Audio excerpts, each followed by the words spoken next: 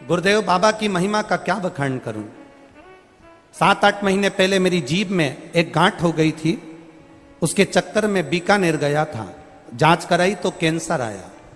मेरे छोटे छोटे 2 बच्चे हैं, माता पिता नहीं हैं, खूब रोया।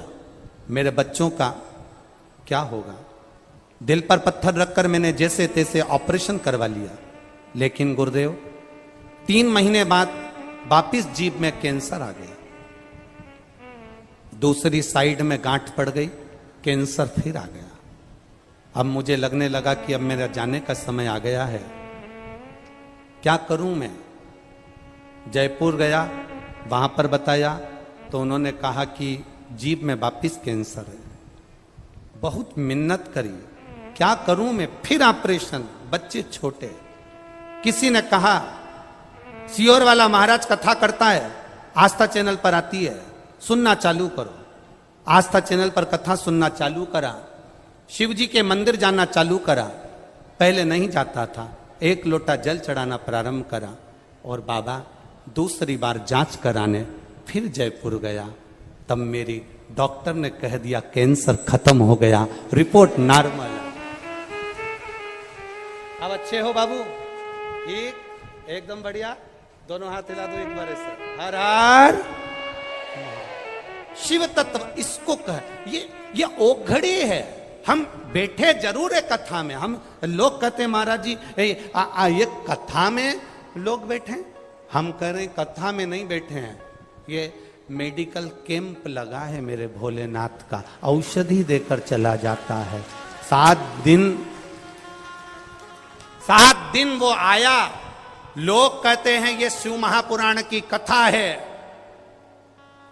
ये मेरा विश्वास कहता है शिव पुराण की कथा नहीं है। 7 दिन वो कैलाश छोड़कर यहां आकर बैठ जाता है, 7 दिन आता है।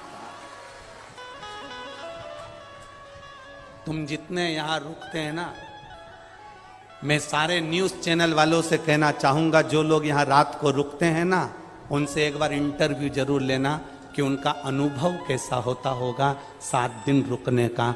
उनके पास महादेव आता है कि नहीं आता, ये मेरा विश्वास कहता है, ये हमारा विश्वास कहता है। मैं जितने न्यूज चैनल, जितने यूट्यूब चैनल, जितने फेसबुक यूट्यूब वाले हैं, उनसे कहूंगा यहाँ जितने कथा सुनने आते हैं, इनको गर्मी लग रही है, तपन हो रही है, भूखे प्यासे बैठे हैं, उसके बाद भी इनका इंटरव्यू लेकर जाना। ये इतने खुश होकर इंटरव्यू देंगे कि जैसे महादेव से मिलकर अपने घर जा रहे हैं। ये इनका तत्व है, ये इनकी प्रसन्नता है, ये इनकी खुशी है, ये इनका आनंद है। शिव आता है। शिव महापुराण की कथा लोग भले कुछ भी कहें, लोग कहते हैं कि महाराज टोटके वाला है, महाराज टोने वाला है, महाराज ये है, महाराज वो है।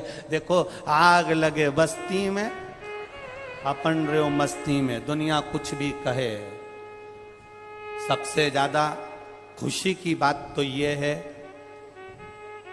बड़ी प्रसन्नता का विषय तो ये है कि पुष्कर राज्य में कथा चल रही है और पूरा पुजारी परिवार, पूरे पंडितों का परिवार बहुत खुश। इससे बढ़कर कोई खुशी नहीं है। ब्राह्मण खुश है ना, उससे बढ़कर कोई सुख नहीं है जीवन।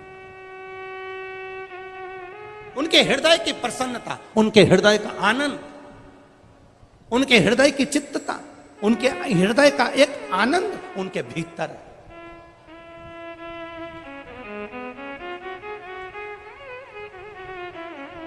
और मेरा विश्वास कहता है ये केवल पुष्कर के ब्राह्मण जन ही नहीं, पुष्कर का बच्चा बच्चा भी आज प्रसन्नता में है कि मेरा भोलेनाथ की कथा हमारे पुष्कर में हो रही है। इससे बढ़कर प्रसन्नता क्या है? क्या प्रसन्नता? हम तो साधुवाद देंगे खंडेलवाल जी को, हम साधुवाद देंगे एक खंडेलवाल परिवार को, श्री कैलाश जी खंडेलवाल, श्रीमती चंद्रकांता जी खंडेलवाल जी को, उनके पुत्रों को, उनकी बेटियों को, उनके पोता पोती नाती पंतियों को, कि धन्यता है, साधुता है आपको, जो आपने शिव तत्व को पुष्कर तक लेकर आए। हां, थोड़ा व्यवस्था करने में थोड़ी कठिनाई जरूर आती है, और मैं यहां की पुष्कर की प्रशासन को भी धन्यवाद दूंगा। कलेक्टर हो, एसपी हो, एसडीएम हो, टीआई हो, जितने प्रशासन व्यवस्था लगी है, चाहे वो मेडिकल से जुड़ी हो, नगर निगम से जुड़ी हो, नगर पालिका से जुड़ी हो, चाहे वो किस तरह से जुड़ी हो, पूरों को धन्यवाद। एक एक चप्पे चप्पे पर पुलिस प्रशासन को तैनात कर कर रखा है। जैसे पुष्कर के मेले में तैनात रहती है, वैसी व्यवस्था इन्होंने इस कथा में कर कर रखी।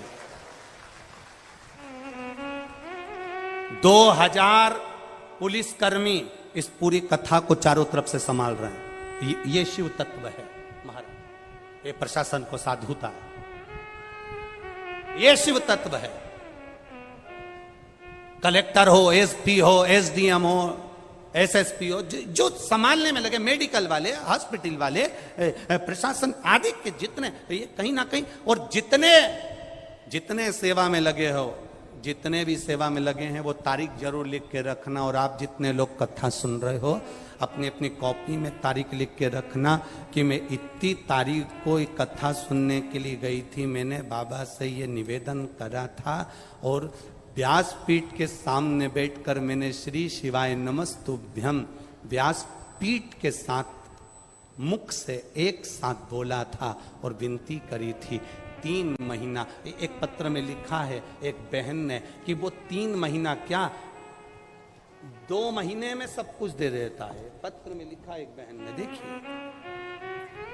धनवती पाल, पति हरिओम पाल, मैं राजस्थान भीलवाड़ा की रहने वाली हूं। कहीं बैठी हो तो हाथ हिला सकती हैं, कहीं बैठी हो तो हाथ हिला सकती हैं। धनवती पाल, पति हरिओम पाल, मैं राजस्थान भीलवाड़ा की रहने वाली हूं। मेरा मोबाइल नंबर ये है। गुरुदेव, मैं बाबा का क्या बखान करूं। मेरा बेटा सन 2018 से सरकारी नौकरी के लिए परीक्षा दे रहा था। एक बार फेल हो गया, कहीं 1-2 नंबर से रह जाता था, नहीं होता, हार गया हिम्मत। 2021 में आपकी कथा सुनी और पशुपति व्रत के बारे में ध्यान दिया। बेटे से कहा शिव जी के मंदिर जाया कर, 1 लोटा जल चढ़ाया कर, शंकर के मंदिर में अगर कहीं गंदगी हो साफ कर कर आया कर, झाड़ू लगाया कर, पोछा लगाया कर। बेटा कहता है माँ, झाड़ू पोछा लगाने से कोई भगवान सुनता है क्या। अरे वो सियोर वाला महाराज कहता है लगा झाड़ू पोछा। मेरे बेटे ने शंकर के मंदिर में जाकर झाड़ू पोछा करना प्रारंभ करा। 12 मई 2023 को हम सीहोर पहुंचे और बाबा से विनती करके एक कंकर सीहोर का उठा कर लिया है। बाबा से विनय करी। 12 मई को सीहोर गए। 8 जून को मेरे बेटे का सुंदर सरकारी जॉब लग गया। मैं बाबा को यहां प्रणाम करने के लिए आई। ये शिव तत्व है, यो घड़ी है, ये त्रिकालदर्शी है, ये कैलाश है। आप करो उसके मंदिर की चौकीदारी, आप करो उसके मंदिर की सेवा, आप करो उसके मंदिर की चाकरी, आप करो उसकी चौखट की चाकरी। ये छोटे बच्चे, कोई टॉफी दे रहा है, कोई पानी की बोतल दे रहा है, कोई बिस्कुट दे रहा है, कोई आपको खिचड़ी दे रहा है, कोई पोहा दे रहा है, कोई हलवा दे रहा है। मैं फिर निवेदन करूंगा, आपसे दूर नहीं हूं। अभी ये कथा करने के बाद अलवर में कथा है 12 तारीख को, 11 तारीख को विराम होगी यहां कथा, और 12 से 18 तक वहां चलेगी। मेरा विश्वास कहता है 3 महीना तो बहुत दूर है। तुम में से कई लोगों के पत्र अलवर में भी पढ़ने को मिलेंगे, ये विश्वास के साथ कहता है। वो शिव है, शंकर, जिसकी भस्म भी करोड़ों की होती है। मुर्दे को जलाकर आते हैं तो नहाते हैं, मुर्दे को जलाकर आते हैं तो राख लग जाए शरीर में तो नहाते हैं, पर मेरे महादेव को मुर्दे की भस्म भी चढ़कर करोड़ों की कीमत की हो जाती है। वो शंकर है, वो घड़ी है, त्रिकालदर्शी, कैलाशी, अविनाशी है। सहज नहीं शिव, उसको पहचानना कठिन है। बस तुकाराम जी थे तो लोगों ने उनको भी बहुत अपशब्द बोला, रामकृष्ण परमहंस थे तो लोगों ने उनको भी अपशब्द बोला, नामदेव जी थे तो लोगों ने उनको भी अपशब्द बोला, मीराबाई थी तो लोगों ने उनको अपशब्द बोला। तो ये तो दुनिया की रीति है, वो दिन रात हमको भी अपशब्द कहते रहेंगे। पर भगवान की भक्ति में मेरे भोलेनाथ, तेरी सेवा में कमी मत आने देना, तेरे स्मरण में कमी मत आने देना, तेरी भक्ति में कमी मत आने देना। उसकी भक्ति करते रहना। तुमको भी कहेंगे रोज रोज मंदिर जाओ, लोग कहेंगे सियोर वाले महाराज की चेली आ गई। जल चढ़ाने जाओ, लोग कहेंगे सियोर वाले महाराज की चेली आ गई। ना ना, शिव के स्मरण में लगना सिखा है हमने। हम शंकर की उपासना में लगे हैं।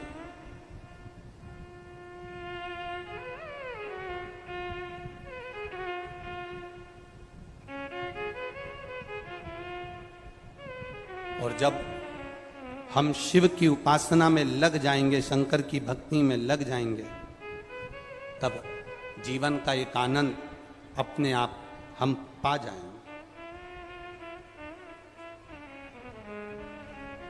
हम शिव को पा लेंगे, हम शंकर की भक्ति को प्राप्त कर सकते हैं,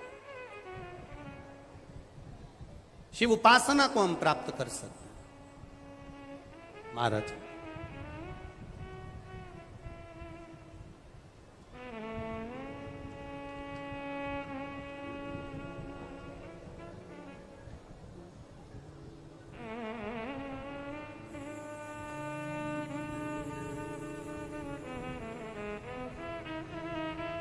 अविरल भक्ति को पाने का तरीका है शिव महापुराण की कथा।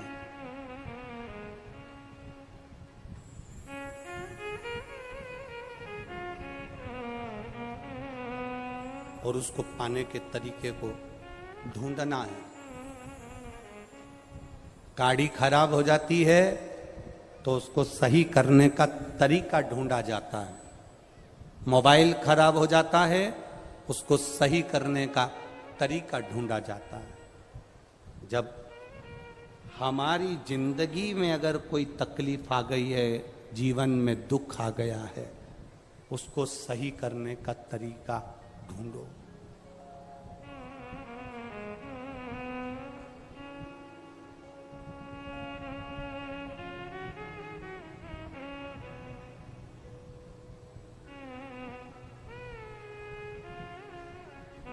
शीश भोले के गंगा विराजे,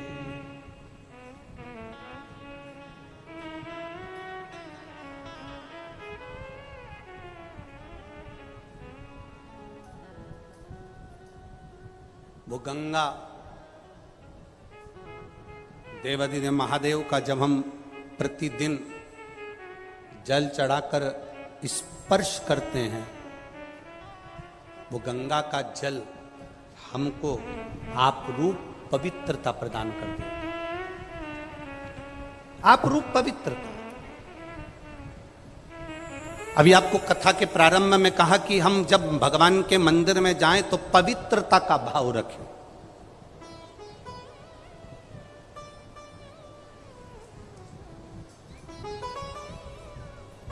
पवित्रता का भाव। मंदिर में पहुंचे तो हमारे भीतर चित्त की, हृदय की, बुद्धि की पवित्रता भी होना चाहिए।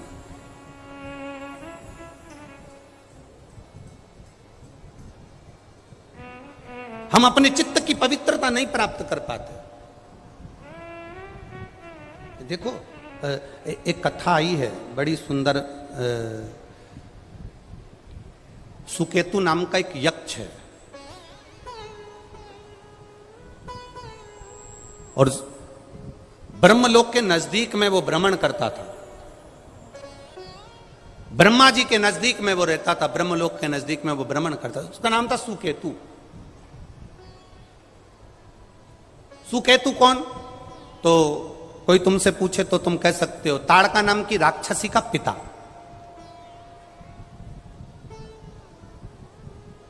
यक्ष है,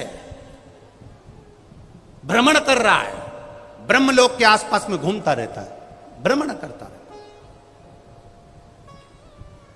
अब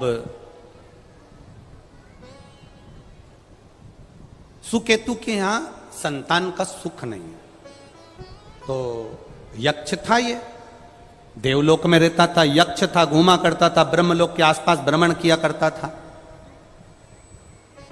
एक गलती इसने अपनी जिंदगी में करी है, वो बहुत बड़ी गलती करी इसने जीवन में, और उसका पूरा परिवार इसी गलती को भुगतता हुआ। उसने क्या गलती करी कि वो यक्ष होकर भी शंकर भगवान की 24 घंटे निंदा करता था।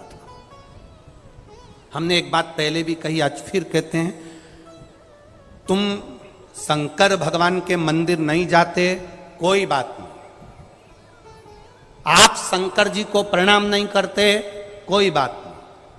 आप शंकर जी का भजन नहीं करते, कोई बात नहीं। आप शंकर जी का दिया हुआ प्रसाद नहीं खाते, कई लोग कहते हैं हम राम वाले हम शिव जी का प्रसाद नहीं खाएंगे, हम कृष्ण वाले हम शंकर का प्रसाद नहीं खाएंगे, हम ये वाले हम शंकर का प्रसाद नहीं खाएंगे, हम शंकर के मंदिर नहीं जाएंगे। शिव महापुराण की कथा कहती है आप शंकर के मंदिर नहीं जाते मत जाओ, आप शंकर का भजन नहीं करते मत करो, आप शंकर का प्रसाद नहीं खाते मत खाओ। शिव महापुराण कथा कहती है पर अपने मुख से शंकर की कभी निंदा मत करो। शिव के लिए एक शब्द भी अपशब्द ना कहे जाए, शंकर के लिए कोई वाणी तुम्हारे मुख से आड़ी टेढ़ी ना निकले। शंकर का कोई भक्त है, शंकर का कोई उपासक है, शंकर का कोई गुणगान करने वाला है, शिव की भक्ति में तुम्हारे घर का भी अगर कोई डूबा हुआ है, उसकी निंदा से तुम दूर हट जाओ। ये यक्ष है,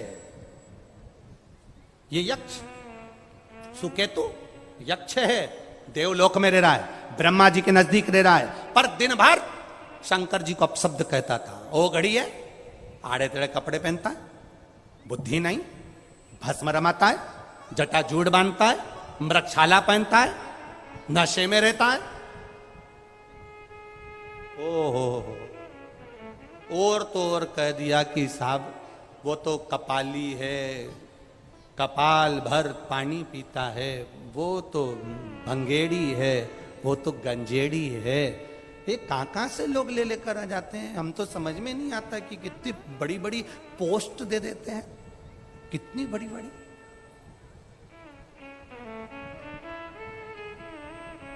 मेरा आप सबसे निवेदन है, तुम्हारे घर के लोग भी अगर कहीं शंकर की अगर निंदा करें ना, तो उधर से उठ के चले जाना, या तो सटीक जवाब देना, या तो बिल्कुल पक्का जवाब दो, नहीं तो उठकर निकल जाओ वहां से।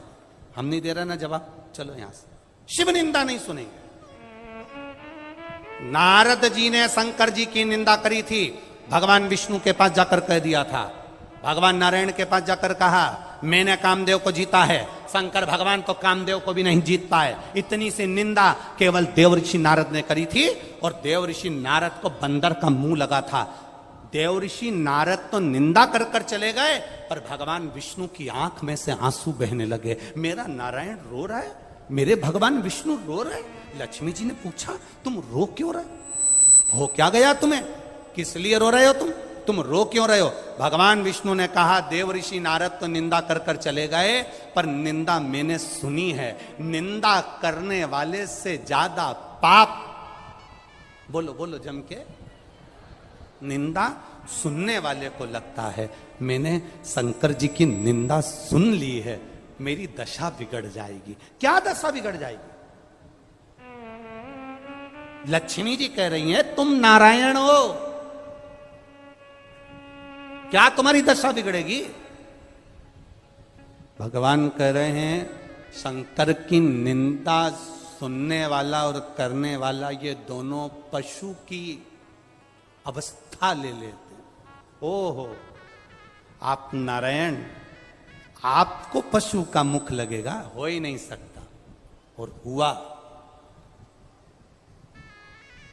लक्ष्मी जी ने ही भगवान विष्णु को श्राप दिया कि तुम घोड़े जैसे हंसे हो तो तुम्हें घोड़े का मुंह लगेगा, क्योंकि इसी कान से तुमने निंदा सुनी थी, तो घोड़े जैसे कान तुम्हारे लगना चाहिए। श्राप लगा भगवान विष्णु को। हयग्रीव अवतार हुआ भगवान विष्णु का, घोड़े का मुंह लगकर। केवल एक शंकर भगवान की निंदा सुन ली तो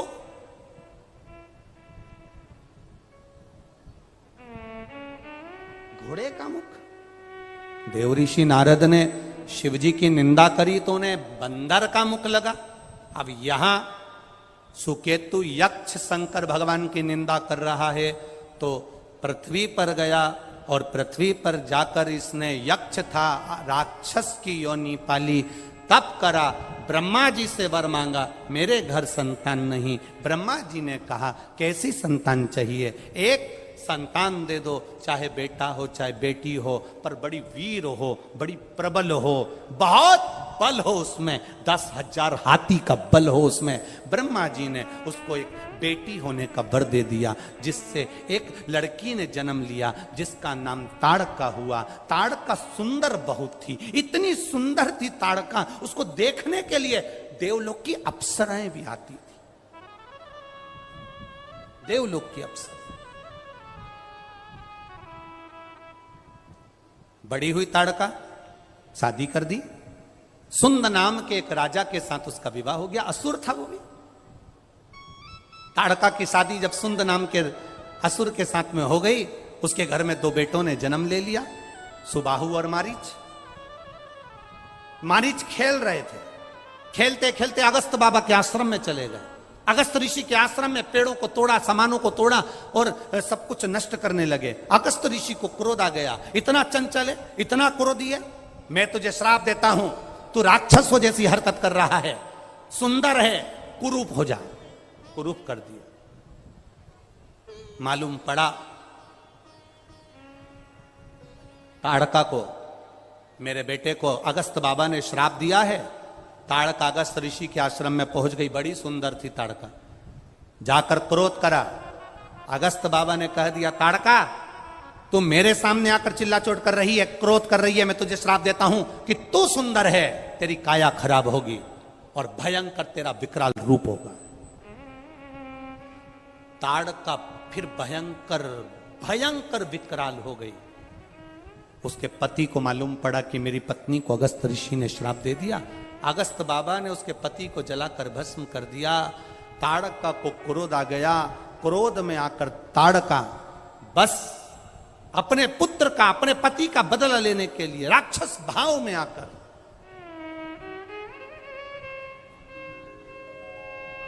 बार बार अगस्त ऋषि के ऊपर प्रहार कर देती। एक शिव की निंदा। दुनिया के लोगों को अभी तो सरल लगती है कि हमने तो कह दिया, हमने तो निंदा कर दी। जरा सा फेसबुक चलाया, कोई शंकर के भगत की निंदा करना, शिवालय की निंदा करना, भंगेड़ी कह दिया, गंजेड़ी कह दिया, शंकर की निंदा में लग गए। तुमने जरा सा कमेंट्स कर दिया, हाथ तुम्हारा चला है, कमेंट्स तुमने करा है, भोगना बड़ा मुश्किल से पड़ता है।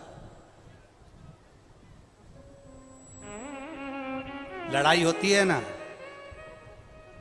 छुरा मारने में कितनी देर लगती है? अरे बोलो जम के, कितनी देर लगेगी लड़ाई में?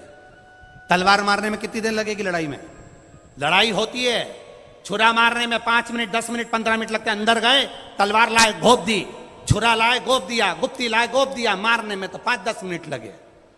अब मारने में 10 मिनट लगे और भुगतने में 8 साल 5 साल तो अदालत में केस चलता रहे, थाने में पड़े रहो, फिर केस का निर्णय आता है, फिर 5-10 साल और भुगतो।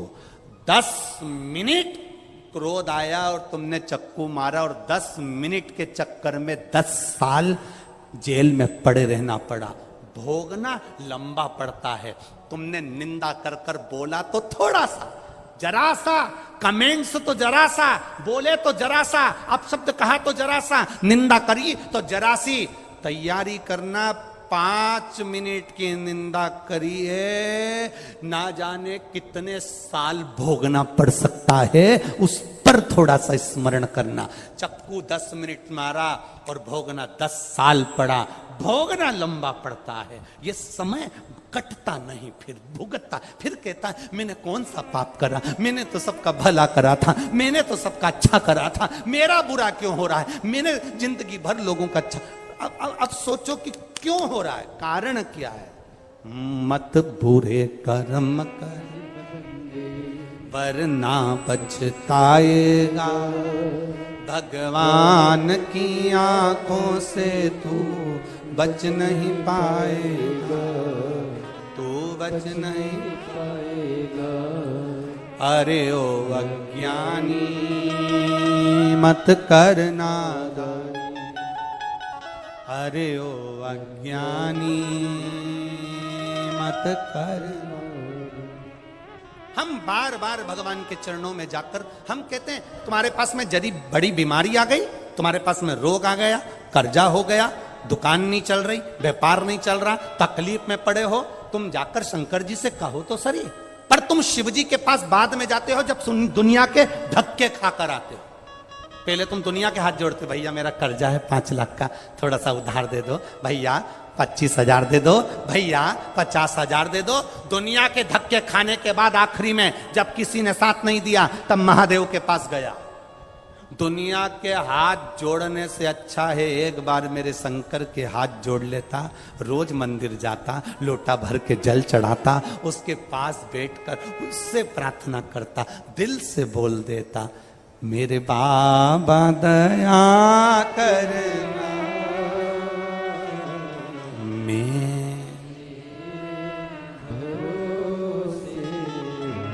एक पत्र आया,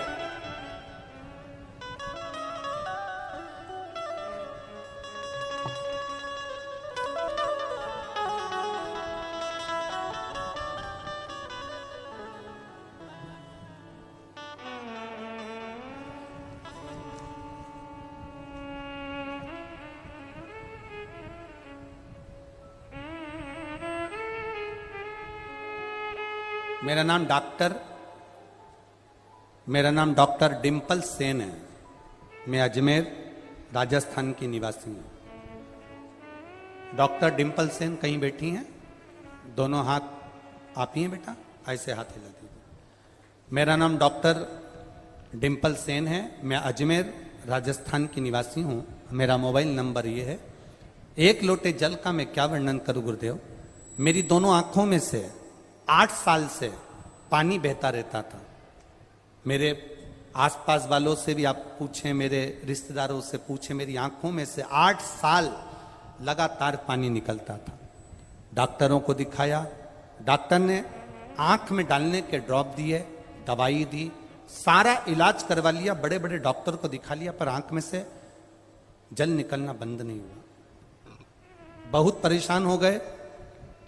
पढ़ाई करने में भी दिक्कत आने लगी, कठिनाइयां आने लगी। गुरुजी 2 साल पहले आपकी कथा सुनना प्रारंभ करी। आपने 1 लोटे जल का वर्णन किया। तब से शिवजी पर जल चढ़ाने जाती, उसी जल को आंखों में लगाना प्रारंभ करा। बाबा मैं क्या वर्णन करूं। आज मुझे 8 महीने हो गए, मैंने आंखों में ना दवाई डाली ना गोली ली, मेरी आंखों से पानी निकलना बंद हो गया। 8 साल की मेरी बीमारी बाबा ने ठीक कर। 8 वर्ष। अब ठीक है बाबू, बैठिए। हर हर महादेव। 8 वर्ष से लगी थी। एक पत्र और बड़ा सुंदर आया है।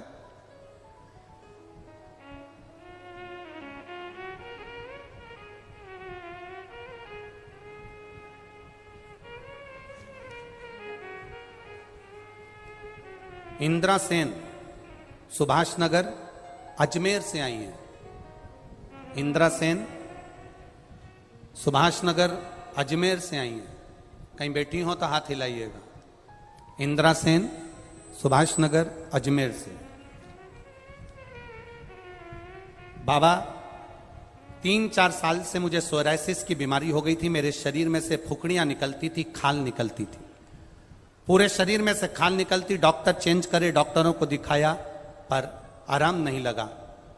डॉक्टरों ने कहा कि यह सोराइसिस की बीमारी मरते दम तक रहती है, ठीक नहीं होती, खाल निकलती रहती है, दवाइयां चलती रहेगी।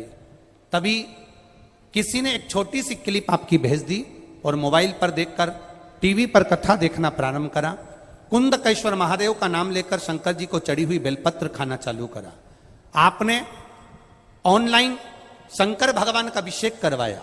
उस अभिषेक को हमने करा और उस अभिषेक में आपने कहा था शिव जी का विसर्जन करने से पहले अपने मन की बात बाबा से कहना, तब विसर्जन करना। हमने भी बाबा से कह दिया, बाबा दूसरी बार यदि आपका अभिषेक करें तो पूरा शरीर ठीक हो जाए। हम बाबा का क्या वर्णन करें गुरुदेव। बाबा ने मेरा पूरा शरीर ठीक कर दिया। अब मेरे शरीर में सोराइसिस की बीमारी नहीं है। यह शिव तत्व है, योग घड़ी है। अब करो उसकी भक्ति। ये बेलपत्र में क्या है हम नहीं जानते, इतना जरूर जानते हैं कि उसको छू जाती है तो वो अमृत हो जाती है। उसको छू गई तो अमृत हो गई, छूने पर अमृत तक। ये उघड़ी है महाराज।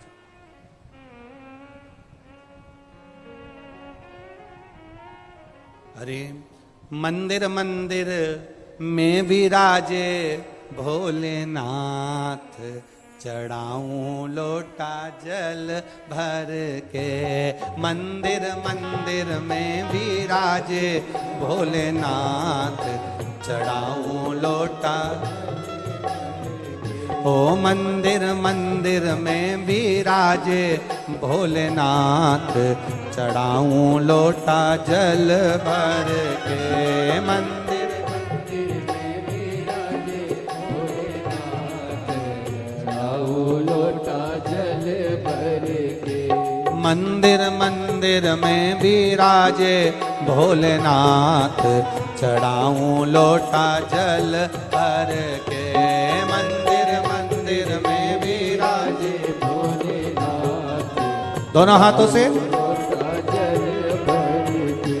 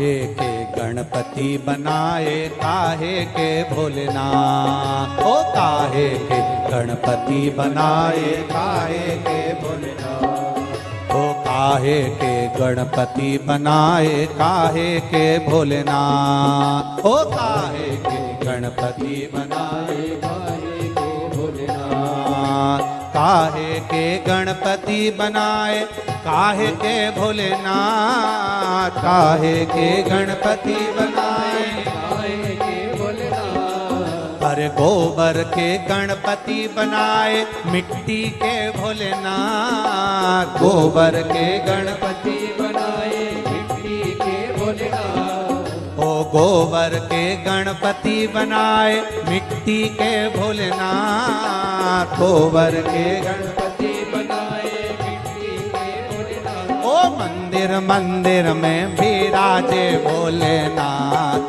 चढ़ाऊं लोटा जल भर के, मंदिर मंदिर में विराजे भोलेनाथ, चढ़ाऊं लोटा जल भर के, मंदिर मंदिर में विराजे भोलेनाथ, चढ़ाऊं लोटा जल भर के, मंदिर मंदिर में विराजे भोलेनाथ, चढ़ाऊं लोटा जल भर के।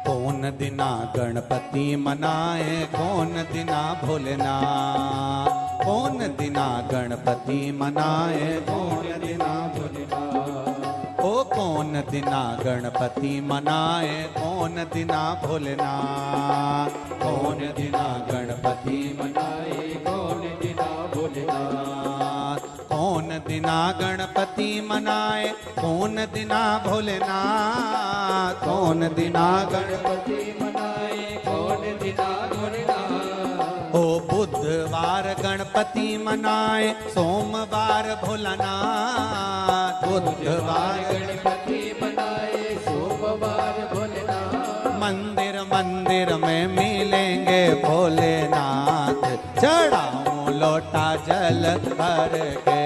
मंदिर मंदिर में मिलेंगे भोलेनाथ, चढ़ाऊं लोटा जल भर के। ओ मंदिर मंदिर में मिलेंगे भोलेनाथ, चढ़ाऊं लोटा जल भर के। मंदिर मंदिर में मिलेंगे भोलेनाथ, विराजे जल भर के।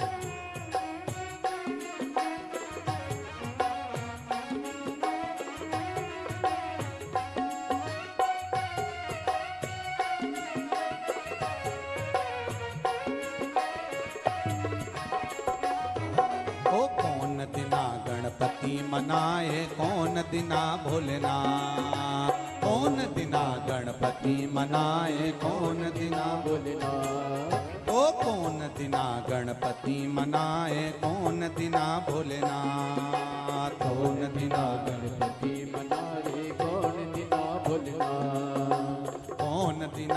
गणपति मनाए कौन दिना भोलेनाथ। कौन दिना गणपति मनाए कौन दिना भोलेनाथ। ओ कौन दिना गणपति मनाए कौन दिना भोलेनाथ। कौन दिना गणपति मनाए कौन दिना भोलेनाथ। बुधवार गणपति मनाए सोमवार भोलानाथ। बुधवार गणपति मनाए सोमवार भोलेनाथ।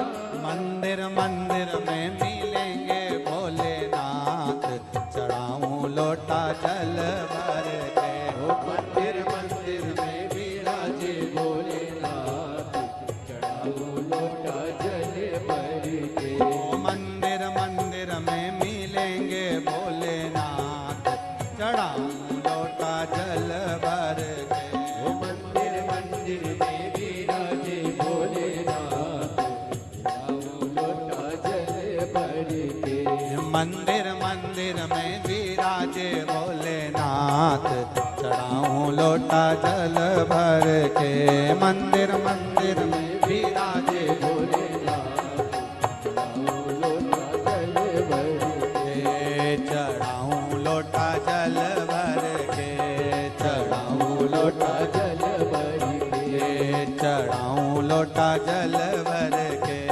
चढ़ाऊं लोटा जल भर के। चढ़ाऊं लोटा जल भर के। चढ़ाऊं लोटा जल भर के। हार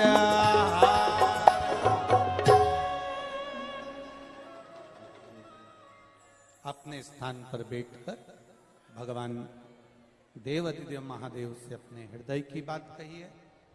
दिल से बाबा से प्रार्थना करें। भाव से भगवान शिव से अपने मन की बात जहां जगह मिले वहां बैठकर कहिए। कार्य करता हूं वो भी 2 मिनट बैठकर, क्योंकि बार बार ये शिव पुराण पुष्कर जी में नहीं होने वाली है। कहीं बाबा ने अगर कृपा करी है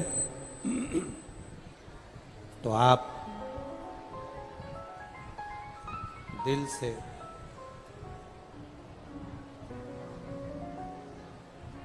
भाव से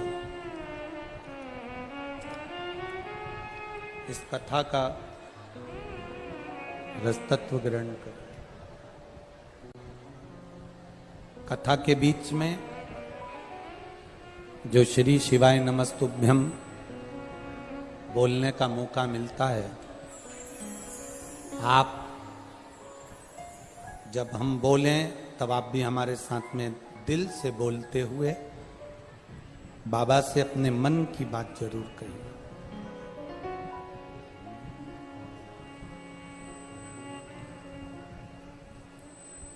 श्री शिवाय नमस्तुभ्यं। श्री शिवाय नमस्तुभ्यं। श्री शिवाय नमस्तुभ्यं। श्री शिवाय नमस्तुभ्यं। श्री शिवाय नमस्तुभ्यं। भोला सब दुख काटो हमारा, ओ भोला सब दुख काटो हमारा। शिव शंकर जपूं तेरी माला, भोले बाबा जपूं तेरी माला। भोला सब दुख काटो हमारा, ओ भोला सब दुख काटो हमारा। वेश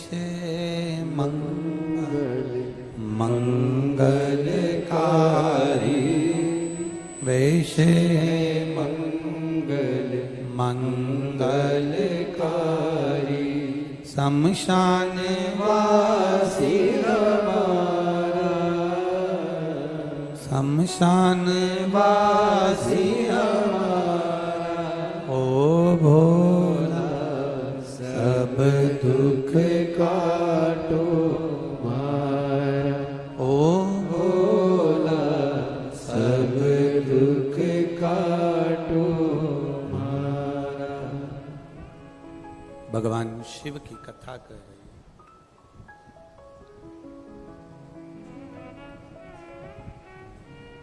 उसके दरवाजे पर, उसके द्वार पर हृदय से जाओ। तारकासुर असुर था, पर असुर होने पर भी शिवजी का भक्त था, शंकर भगवान का उपासक था। आपको कथा में कहा है पहले कि देवता भी शिव के उपासक हैं, यक्ष भी शिव के उपासक हैं, असुर भी शिव के उपासक हैं, गंधर्व भी शिव के उपासक हैं। जलचर हो, थलचर हो, वायुचर हो, पशु पक्षी हो, मनुष्य हो, सब भगवान शंकर के उपासक हैं।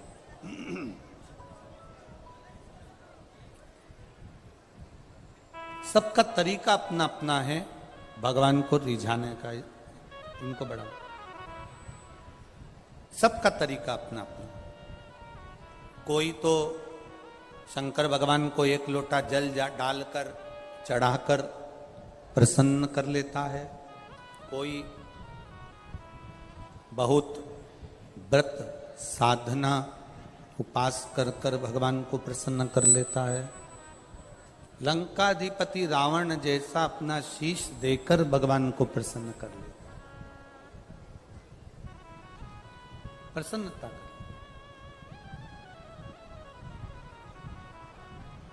सबका तरीका,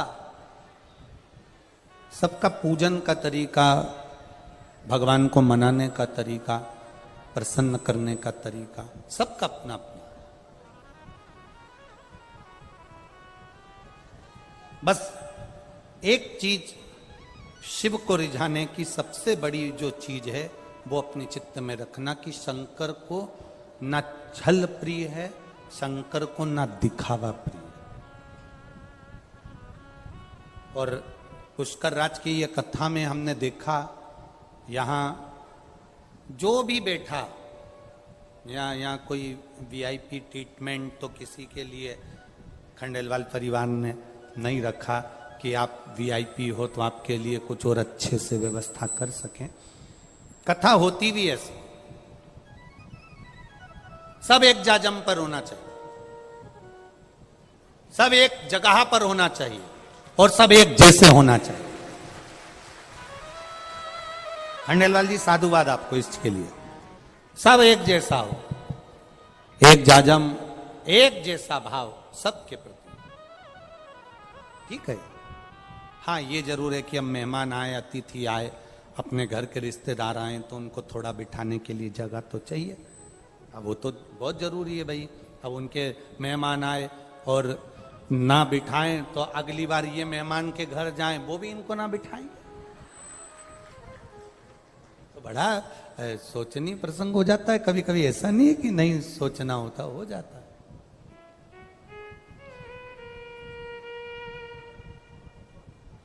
अभी परम पूज्य गुरु जी अनंत श्री विभूषित जगत गुरु श्री निम्बाकाचार्य जी, पीठाधीश्वर श्री श्याम शरण देवाचार्य जी महाराज जी, श्री जी महाराज जी के यहाँ पर हमारा जाना हुआ, वहाँ सरकार से मिलना हुआ।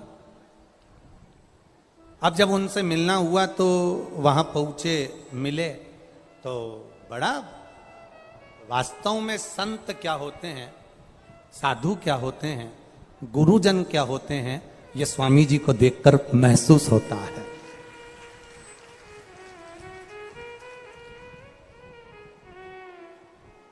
हमने सरकार के चरणों में एक बात कही कि स्वामी जी ये जो तीर्थ है आपका बड़ा विशाल तीर्थ है, निम्बार्क पीठ कोई साधारण पीठ है।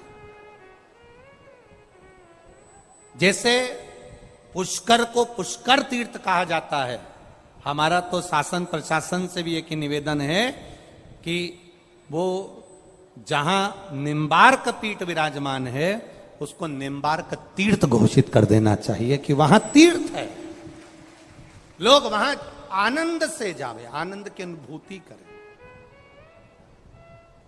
और जैसा जैसा पूज्य गुरु जी का स्वभाव था, श्री जी महाराज जी का, वैसा ही स्वभाव परम पूज्य गुरुदेव श्री श्याम शरण देवाचार्य जी महाराज का भी वैसा कि वैसे ही सरल सहज एकदम आनंदमय स्वभाव, एकदम सरल स्वभाव। और बड़े बड़ा ये संत का भाव होता है, ये गुरुजन का भाव होता है, ये हृदय चित्त का भाव, एक सहजता। हमारा निवेदन केवल इतना कि अपने भगवान को, मेरे देवाधिदेव महादेव को, मेरे राम को, मेरे कृष्ण को, मेरे शिव को दिखावे की जरूरत नहीं होती। मेरे भगवान को तो केवल निर्मल मन सो मोहि पावा, मोहि छल छिद्र कपट ना। भगवान को दिखावा नहीं।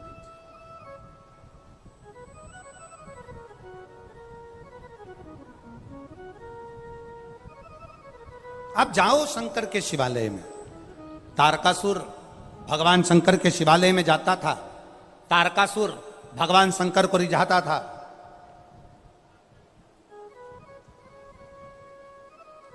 था असुर, राक्षस, प्रवृत्ति राक्षस की है।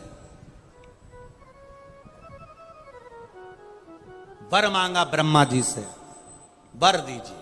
क्या वर देना है? मैं कभी मरूं ना।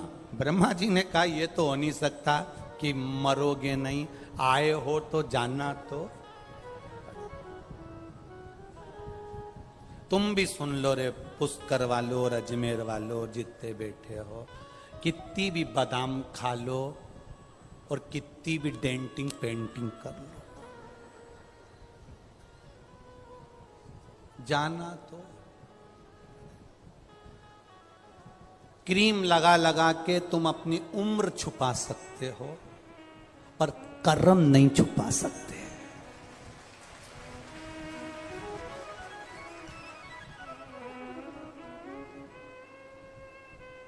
और जाएगा जिस कुछ भी ना पास होगा, 2 गज कफन का टुकड़ा तेरा लिबास होगा। कुछ नहीं जाएगा। कई लोग कहते हैं सियोर वाला महाराज तो इतना सारा सोना मोना पहन के बैठता है, तो क्या छोरे के लिए छोड़ के जाऊं? उन्होंने हमको कितना पहना दिया जो हम उनको छोड़ के जाएं?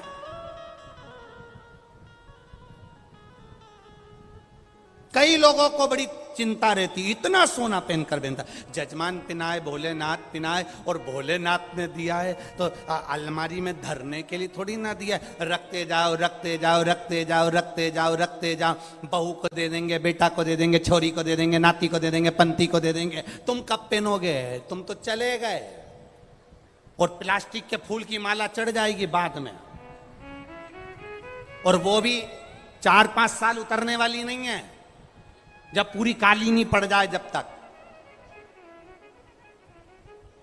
अच्छा भोजन मिल रहा है पेट भर कर खाओ, अच्छे कपड़े भगवान ने दिए अच्छे से पहनो, अच्छा जीवन परमात्मा ने दिया अच्छे से जिंदगी जियो, रो रो कर जिंदगी मत जियो। जरा जरा सी बात में अपने को रोना नहीं। उसने ऐसा कह दिया रो पड़ो, उसने ऐसा बोल दिया रो पड़ो। आग लगे बस्ती में, अपन रहो मस्ती में। जरा जरा सी बात में तो रोना ही नहीं। आपने काय को रोना? खुश होकर जिंदगी जियो। छोटी सी जिंदगी है, कितने साल की? 100 साल की। 100 साल में से भी आजकल तो गारंटी नहीं है कि तुम 100 साल तक जियोगे। अब 100 में भी मान लो तो 50 साल तो तुम्हारे सोने के निकल गए। कितने साल निकल गए? 50 सोने में चले गए। अब 50 सोने में गए तो बचे कितने? 50। 50 में से 20 साल तो तुम्हारी पढ़ाई के निकल गए, बचे कितने? 30। 30 में से फिर शादी हुई तो उसमें 1 आध 2 साल, 5 साल, 10 साल, यही खींचातानी लड़ाई झगड़ा में 10 साल। अब कितने बचे? बोलो बोलो। 20 में से 10 तो तुमने कमा कमा कर बच्चों को ढेर लगाने में लगा दिए। अब 10 साल जो मिले तो ये दांत होन भी उखड़ पड़े हैं। यहां से सुनाई नहीं दे, आंखा से दिखाई नहीं दे, घोड़ा से चढ़ा नहीं जाए, कमर से बैठा नहीं जाए, पूरा शरीर और बचा कुचा तो सियोर वाले महाराज जैसे बाल भी उड़ गए। अब इतना छोटा सा जीवन और उसको भी अपन रोके निकाल दें तो जिंदगी बेकार है। कोई कितनी गाली दे, तुम बढ़िया डेंटिंग पेंटिंग करके चक चक अलमस्त।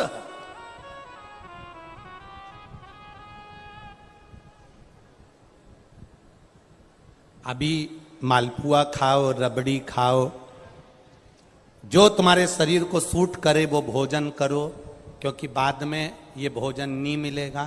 फोटो के आगे इतना बड़ा गाय का गोबर का कंडा जलाएंगे और घी और शक्कर छोड़ेंगे। केवल धुएं से काम चलाना पड़ेगा, केवल धुएं से। सब फोटो लगा के सब रिश्तेदार अपने सामने बैठ के खाएंगे और अपन फोटो में मुस्कुराएंगे और माला टंगी रहेगी। माला टंगी है और तुम मुस्कुरा रही और सब गुलाब जामुन खा रहे और तेरे आगे कंडा जला के रख दिया। और वैसे तुझे दमे की बीमारी थी, दम कर कर के मर गई और कंडा जला के, और अंदर फोटो में खांस भी नहीं सकती, मुस्कुरा बस। काहे जिंदगी बेकार जी।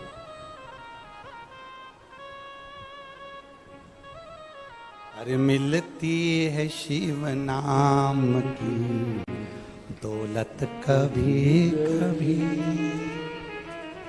होती है अपने पुष्कर में शिव पुराण कभी कभी। काया को पाके तुम कभी अभिमान ना करो,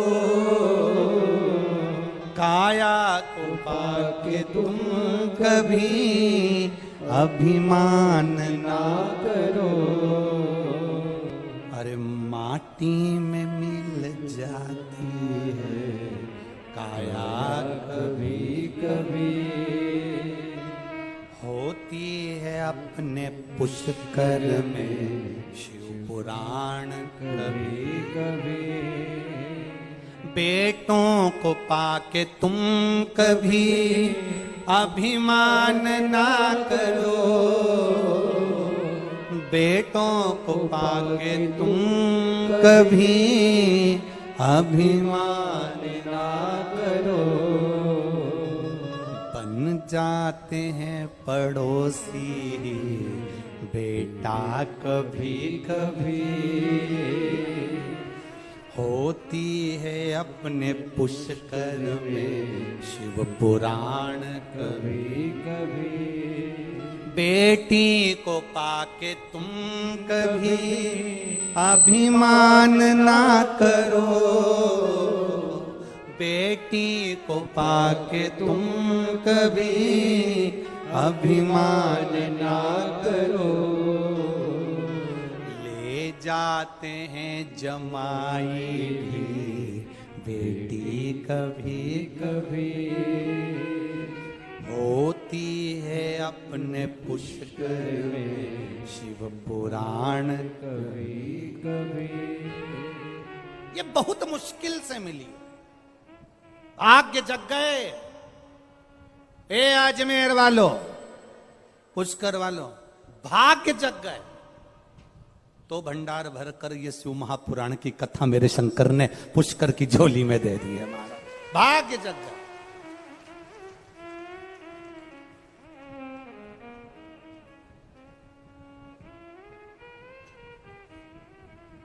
उसकी कृपा से मिलता, उसकी दया से। एक पत्र आया है, पुष्कर राज का ही है।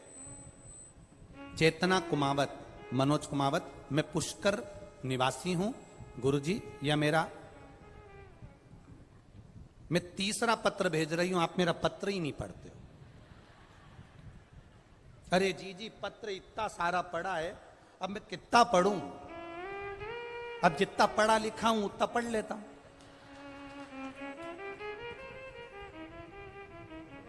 आज मेरा तीसरा पत्र है और नहीं पढ़े ना तो सौगंध है तुम्हें।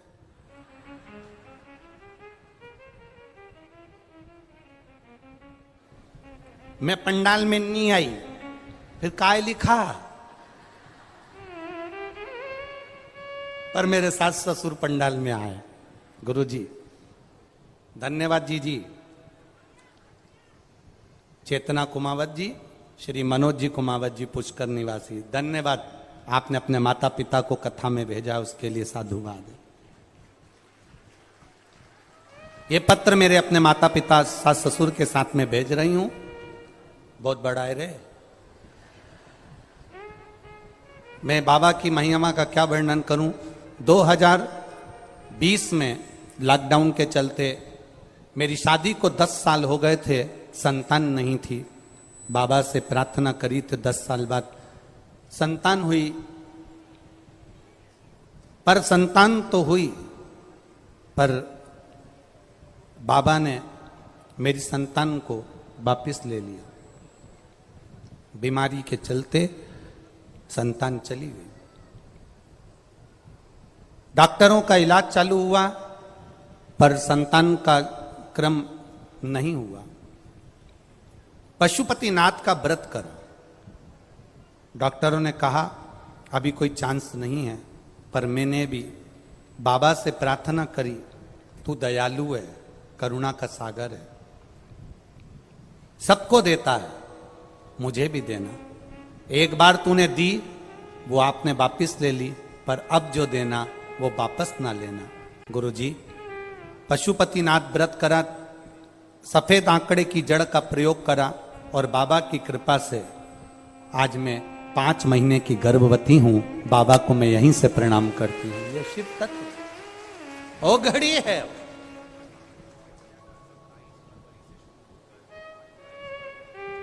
ये ओघड़ी है, वो साधारण नहीं है। मेरा शंभु, मेरा त्रिकालदर्शी, कैलाशी, अविनाशी। तार का सुर क्रोधित हुआ, उसने वर मांगा कि मैं मरूं ना। ब्रह्मा जी ने कहा मरना तो पड़ेगा, चाहे तुम कुछ भी करो, मृत्यु तो निश्चित है। 7 ताले में भी बंद हो जाओगे तो मरना पड़ेगा। एसी के रूम में भी सोगे तो मरोगे, और कूलर में सोगे तो भी मरोगे, नी पंखा में सोगे तो भी मरोगे, और नी सोगे तो भी मरोगे। गुलाब जामुन खाओगे तो भी मरोगे, नी खाओगे तो भी मरोगे। मंदिर जाओगे तो भी मरोगे, नी जाओगे तो भी मरोगे। कथा सुनोगे तो भी मरोगे, और नी सुनोगे तो भी मरोगे। तो इतने में एक व्यक्ति बोला फिर हम काहे को सुने, हम तो हमारा घर जा रहा है, फालतू का टाइम बर्बाद करें।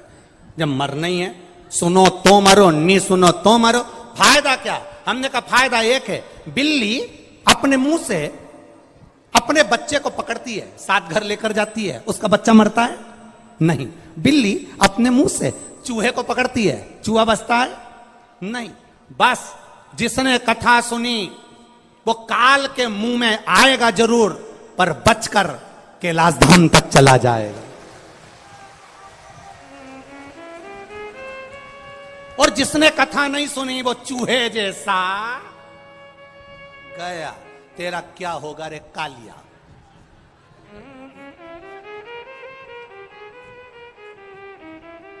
इसलिए मान मेरा कहना, नहीं तो पछताएगा, और माटी का खिलौना माटी में मिल जाएगा।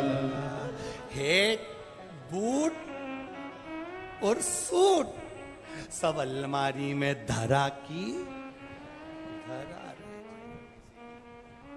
इसलिए ये जो शिव पुराण होती है 7 दिन की इसलिए होती है क्योंकि तुम्हारे घर में जितनी अच्छी अच्छी साड़ी है पहन लो।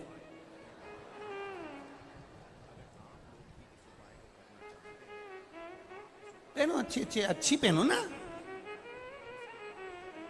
कई बार अलमारी खोलो तो साड़ी भी घड़ी बनी बनाई साड़ी नीचे गिरती है क्योंकि साड़ी भी कहती है कब पहनेगी, पहनो।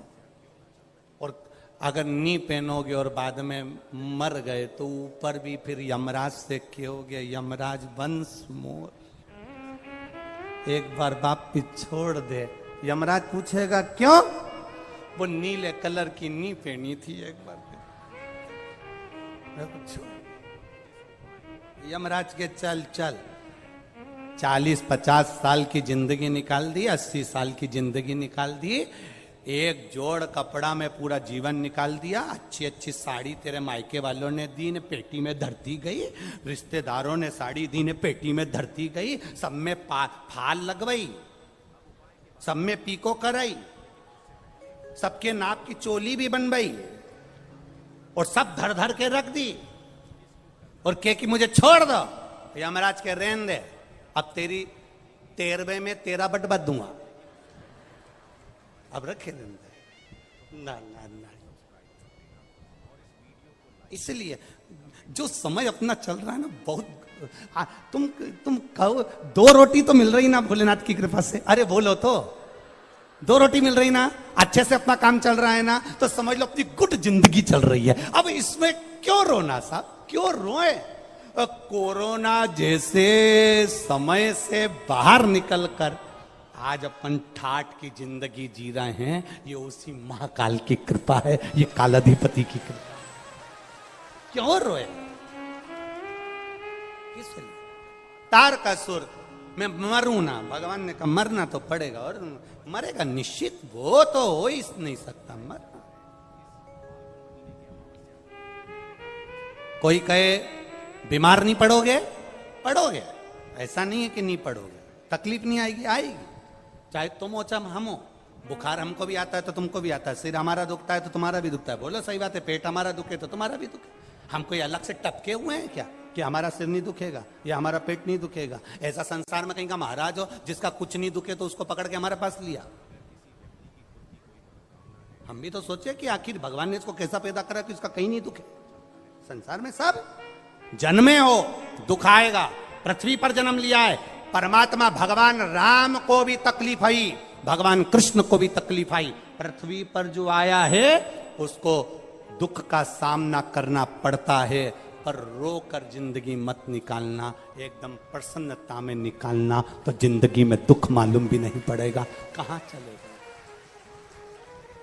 होगा सब होगा। अब तारकासुर ने वर मांगा कि अगर मरूं तो शंकर भगवान के बेटे के द्वारा मरूं, पुत्र के द्वारा। शिव जी का मंगल विवाह हो गया था, षडानंद कार्तिकेय का जन्म होना था, शिव जी के तेज पुंज को गंगा जी को दे दिया गया था, गंगा जी की धार से 6 पुत्र हो गए थे, कृतिकाओं ने 6 को 1 कर दिया, तब षडानंद कार्तिकेय हो गए। कार्तिकेय बाबा ने तारकासुर को मारा है, षडानंद कार्तिकेय बाबा से कहा कि जाओ और तारकासुर का संहार करो। पार्वती जी ने कहा कि तुम इसको मारना तो इतना ध्यान रखना, इतना स्मरण रखना कि इसके हृदय में शिव बसा है, इसके हृदय में शंकर बसा। देखिए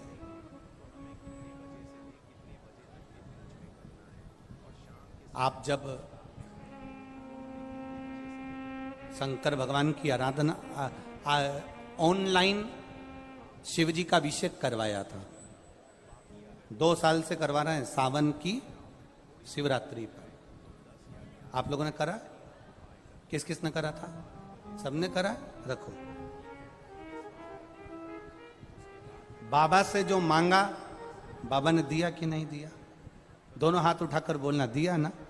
थोड़ा देने में देरी कर सकता है, फाइल मोटी हो, पर देता जरूर है।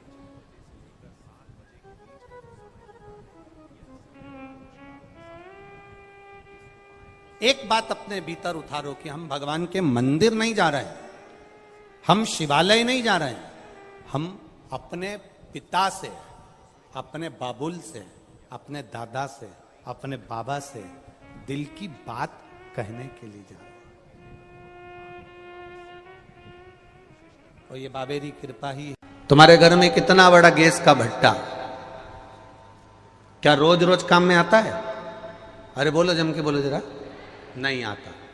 चम्मच छोटी सी, कटोरी छोटी सी, गिलास छोटा सा, थाली छोटी सी, छोटा सा बर्तन, छोटा सा कुकर, छोटा सा गैस, छोटी सी झाड़ू, छोटा सा आसन, छोटा सा सामान, छोटी सी चलनी चाय की। इतनी बड़ी कोई चाय की चलनी ला दे तो तुम्हारे क्या काम की? वो कोई बड़ा आयोजन होगा तब बड़ी चलनी काम आएगी, पर छोटी चन्नी चाय की तो हर कभी रोज रोज काम आती है। छोटा बर्तन, छोटी सामग्री, छोटी वस्तु, ये कभी भी काम आ सकती है, पर बड़ा बर्तन, बड़ी सामग्री, बड़ी वस्तु रोज रोज काम नहीं आती है। भगवान से भी कहना, परमात्मा हमको छोटा बनाकर रखना और तेरी सेवा में लगा कर रखना।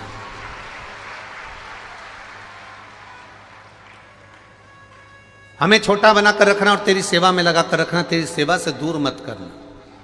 ज्यादा बड़ा बना दोगे, ज्यादा बड़े हो जाएंगे, तो फिर वो बड़ा बर्तन, बड़ा भगोना, बड़ी परात कभी कभी काम आती है। जब कहीं कुबेरेश्वर धाम पर कथा हो तो बड़ा बर्तन निकल कर बाहर आता है, छोटा बर्तन नहीं है। मंदिर बनाने में करोड़ों रुपए लग जाते हैं, मंदिर बनाने में लाखों रुपए लग जाते हैं। मंदिर बनाने में करोड़ों लाखों रुपए लोग लगा देते हैं, मंदिर की शोभा बढ़ा देते हैं, मंदिर सुंदर बन जाता है। पर मंदिर की सबसे ज्यादा सुंदरता उस पूरे बने हुए मंदिर की रौनकता केवल एक ही चीज पे टिकी रहती है। मंदिर के शिखर पर जो गुम्मज चढ़ी होती है, पीतल का कलश चढ़ा होता है, सबसे ज्यादा मंदिर की रौनक उसी पर टिकी होती है। करोड़ों का बना दिया, अब मंदिर इतना विशाल है और उसमें शिखर जो छोटा सा लगा हुआ है, उस शिखर से मंदिर की रौनक है, उस शिखर से मंदिर की रंगत है। पूरे मंदिर का भी छोटा सा अंश है वो शिखर, छोटा सा अंश।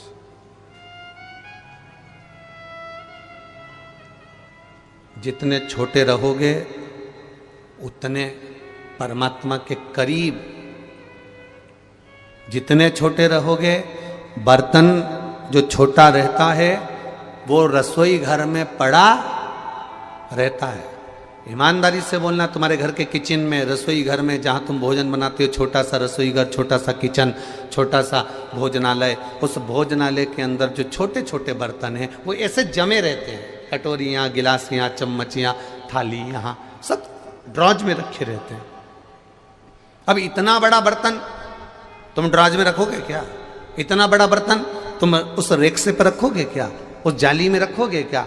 स्टील की अलमारी में रखोगे क्या? इतना बड़ा बर्तन तो तुम्हें कहीं दूसरी जगह रखना पड़ेगा। अर्थात छोटे बने रहोगे, जितनी नम्रता तुम में होगी, जितना छोटापन तुम में होगा, जितनी सहजता तुम में होगी, जितनी आनंदता तुम में होगी, तुम उतने, जैसे छोटा बर्तन रसोई घर में रखा होता है, छोटा बर्तन भंडारे में रखा होता है, उसी तरह जितने छोटे बने रहोगे, नम्र बने रहोगे, उतने महादेव के पास बने रहोगे, शिव के पास बने रहोगे।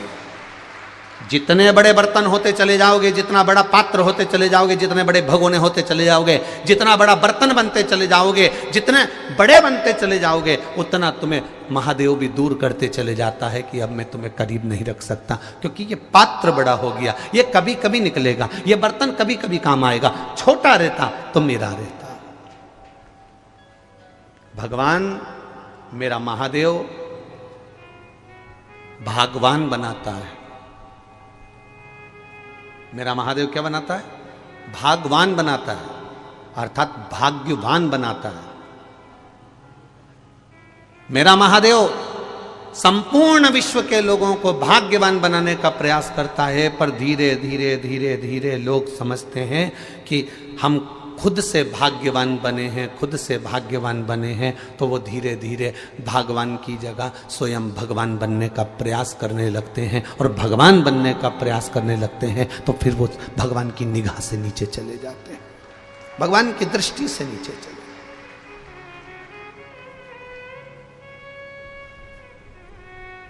आप करो भजन, आप करो स्मरण, आप भगवान की भक्ति को जितना धारण कर सकते हो करो। ये कुबेरेश्वर धाम की पावन कथा कर रही, अपने निर्मल मन को भगवान के चरणों में छोड़ने का प्रयास करो। हम तुमसे ये कभी नहीं कहते कि तुम 24 घंटा जाकर मंदिर में बैठ जाओ, या 24 घंटा जाकर कथा में बैठ जाओ, या 24 घंटा जाकर तीर्थ में बैठ जाओ। ना ना ना ना, अपने घर में रहो। हम तो कई बार कथाओं में कहते हैं कि छोटे छोटे बच्चे अगर तुम्हारी गोदी में हैं तो उनको लेकर कथा में मत पहुंचो। घर में बुजुर्ग माता पिता बीमार पड़े हैं तो तुम कथा में मत पहुंचो। क्यों? वो छोटे बच्चे की सेवा कर लोगे, वो बुजुर्ग माता पिता की सेवा कर लोगे तो सीहोर वाला महाराज की शिव पुराण का फल वैसे ही मिल जाएगा।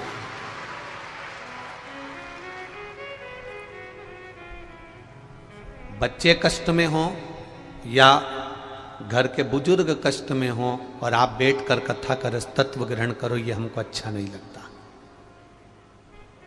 प्रयास करो।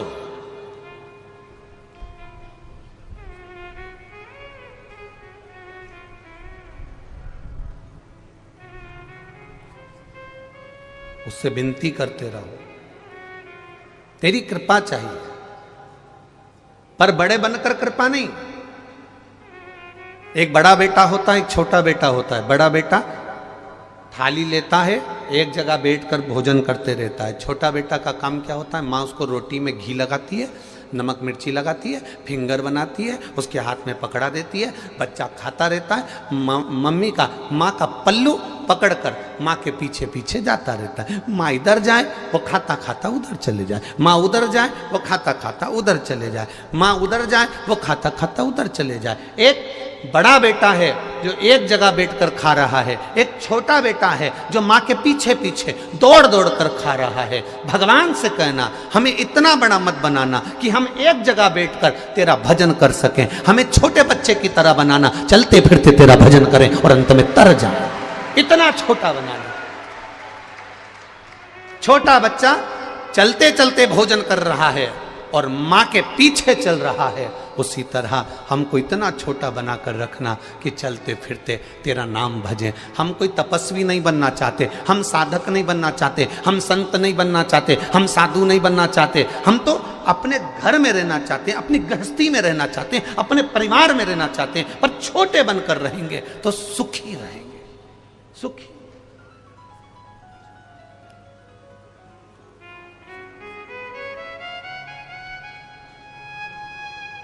अभी बरहानपुर की कथा में एक बात कही थी, आपके स्मरण में होगी। जितने बड़े बनते चले जाते हैं, जितने बड़े बनते चले जाते हैं,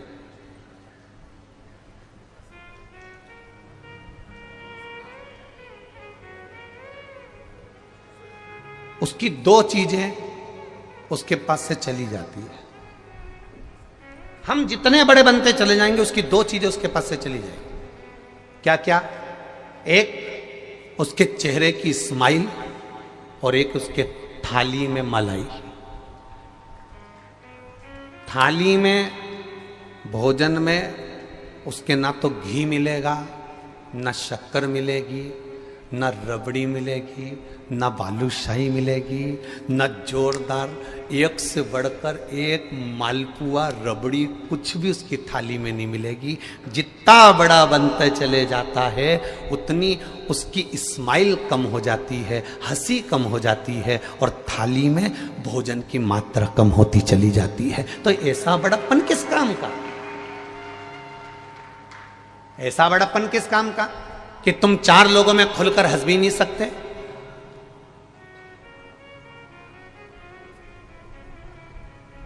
अब बहुत ऊंचे पद पर बैठे और एकदम खिलखिला के हंस दिए तो तुरंत लोगों ने मोबाइल में फोटो बना करके दिया, बताओ कैसे घोड़े जैसे हंस रहा है।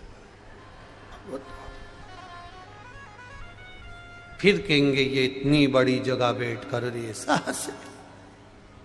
अब बहुत सावधानी रखना पड़ती है, इसलिए जो बड़े बड़े लोग होते हैं वीआईपी, उनको तुम ज़्यादा हंसते हुए नहीं देख सकते। उनको हंसना भी होता है तो बेचारे ऐसे हंसते हैं, थोड़ा सा मुंडा हिलाएंगे, ज़्यादा हिलाएंगे तो ये बेचारे यूं चले जाएंगे। ज़्यादा बड़े बने तो 2 चीज चली गई, एक हंसी चली गई और एक थाली में से भोजन कम हो गया।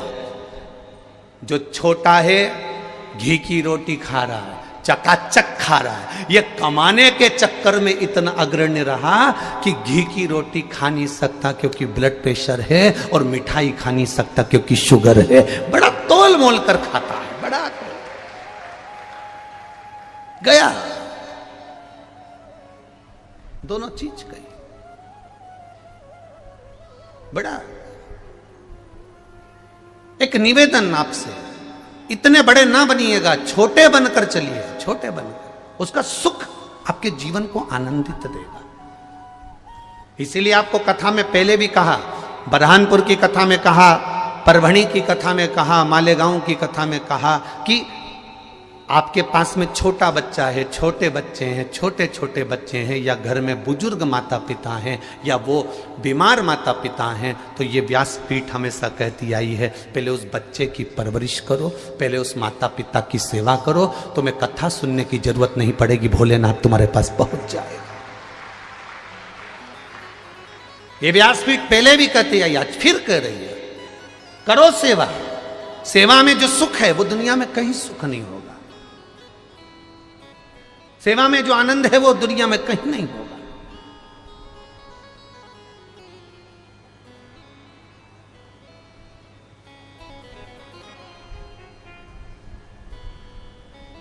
महाराज, तेरी कृपा बिना ना हिले एक भी अणु, लेते हैं श्वास तेरी कृपा से तनो तनो।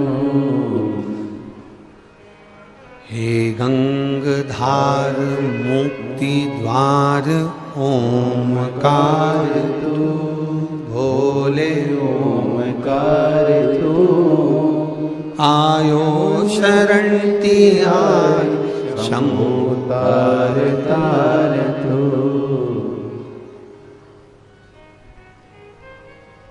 जितने हम बड़े बनते चले जाते हैं उतने हम संस्कारों से विहीन होते चले जाते हैं।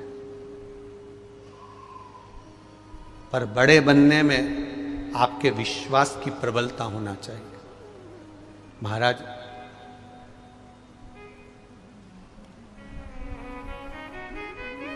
जैसे जैसे बड़प्पन मुझे बहुत अच्छा लगा, अभी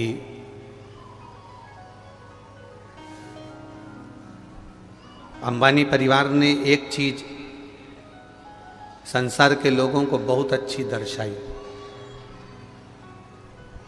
एक चीज अंबानी परिवार ने संसार के लोगों को बहुत अच्छी दर्शाई।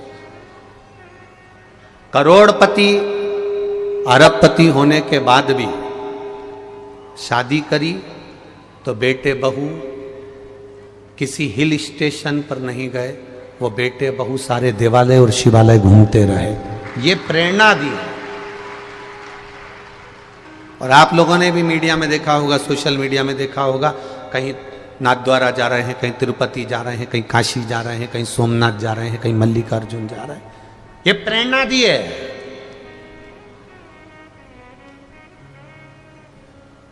जब व्यक्ति बड़ा होता है तो कपड़ा छोटा होता है और कर्म नीचा होता है, ध्यान रखना। जब व्यक्ति बहुत औहदे पर पहुंच जाता है, जब व्यक्ति बहुत पैसे वाला हो जाता है, धनपति बनता चले जाता, करोड़पति बनता चले जाता है, जिसके पास में वैभव आने लगता है, उसका धीरे धीरे कपड़ा छोटा होने लगता है।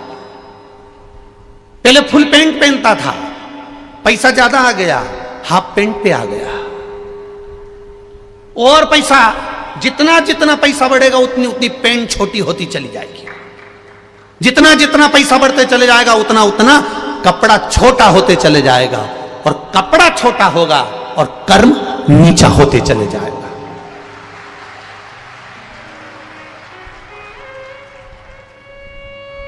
पर कई करोड़पति और धनपतियों को देखा जिन्होंने पेट्रोल पंप पर काम कर कर तगाड़ी धोकर अपनी जिंदगी बनाई, उनके कपड़े छोटे नहीं हुए और उनका कर्म भी नीचा नहीं हुआ, वो भी प्रबल ही रहा। प्रबल।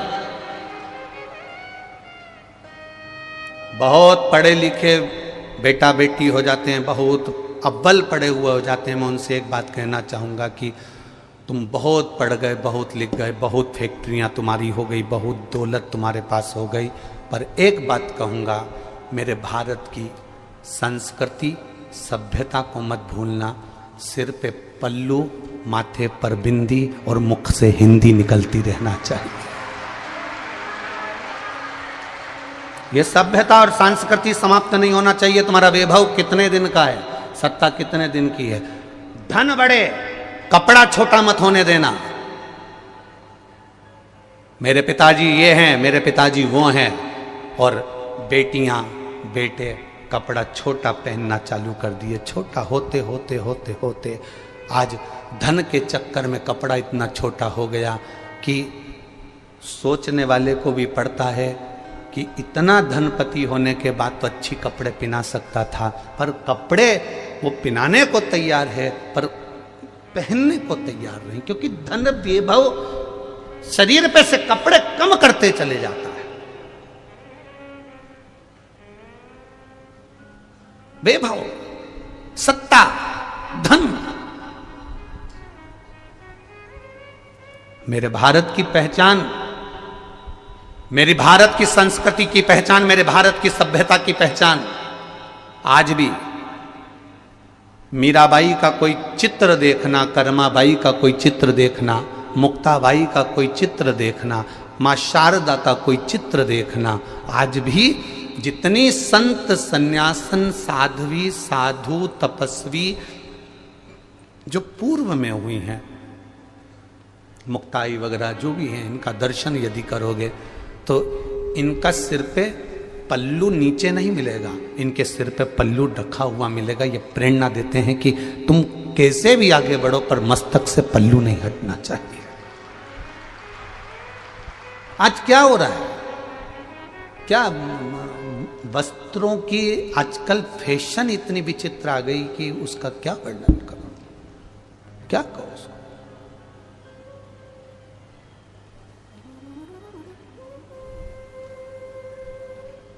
बहुत सोचिएगा।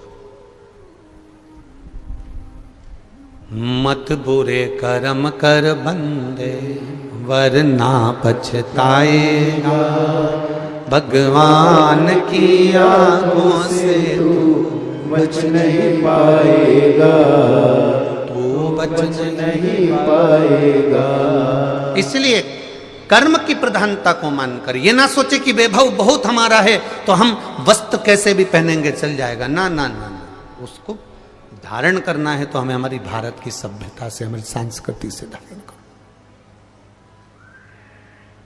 पहनो, पहनावा पहनने को मना नहीं, पर जो लायक हो वो पहनो। अब ऐसे तो कितना गाना गाते हैं जब दूल्हा स्टेज पे आता है। जब दूल्हा स्टेज पर आता है तो कितनी धुन बजती है। वो एक गाना गाते ना, अजीबो शान शहंशाह। जब दूल्हा स्टेज पर आ रहा है और डीजे पर गाना बज रहा है, अजीबो शान शहंशाह। अब दूल्हे को भी लग रहा है कि मेरे लिए गाया गया है, मैं शहंशाह। और जिसकी शादी में इतने जोरदार जोरदार गाने बजे कि उसको शहंशाह बना दिया, बाद में उनकी पत्नी उनसे कहती है दूध की थैली लिया और ताबील लपेट के जाए तो क्या लगे। ताबील लपटी हुई है और पत्नी कह रही है दूध की थैली लिया। अब वो अजीबो शान शहंशाह दूध की थैली लेने गया। दोस्त कह रहा है आज तो तू तो रोज 8:30 बजे उठता था, आज 6 बजे। अरे वैसे ही आज नींद नहीं आई मारे, आज मारे नींद नहीं आई। तो क्या थारे को तो मैं पहचानू, तू 9-10 बजे उठने वाला, भाभी आई जब से तो तू फिर भी 8-8:30 बजे उठ जाए है। पर आज तो गजब कर दिया तेने, 6:30 बजे, बस मारे नींद नहीं आई। इतने में पीछे डीजे में फिर गाना चल अजीबो शान शहंशाह। इतने में ये चिल्ला के बोले बंद कर दे इस गाने को, बंद करो, बंद कर दे इस गाने को। उसने पूछा क्यों बंद करूं, मेरी दुकान पे बज रहा है, मेरी दुकान पे बज रहा है, नहीं करना बंद, नहीं बंद कर तू इस गाने को। पूरी जिंदगी नाश कर दी इस गाने ने। स्टेज पे माला लेकर खड़ा था जब गाना बज रहा था अजीबो शान शहंशाह, वो शहंशाह को ताबील पे दूध लेने भेज दिया। ना हमारी भारत की सभ्यता संस्कृति ये ज्ञान देती है कि आपके मस्तक पर रखा हुआ वो वस्त्र का टुकड़ा, आपके मस्तक पर रखा हुआ वो एक छोटा सा चीर, आपके मस्तक पर रखा हुआ एक छोटा सा वो कपड़ा, वो साधारण नहीं है, वो आपके पूर्वजों का हाथ आपके सिर पर रखा हुआ है, वो आपके पूर्वजों का हाथ आपके सिर पर रखा है।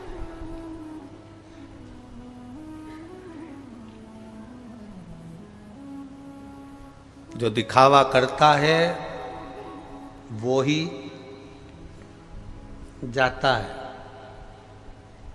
जो मंगल सूत्र सिर पे पल्लू हो और मंगल सूत्र भी अंदर ढका हुआ हो तो किसी के बाप में दमनी की चोरी करके बता दे। पर आदत पड़ी है ना,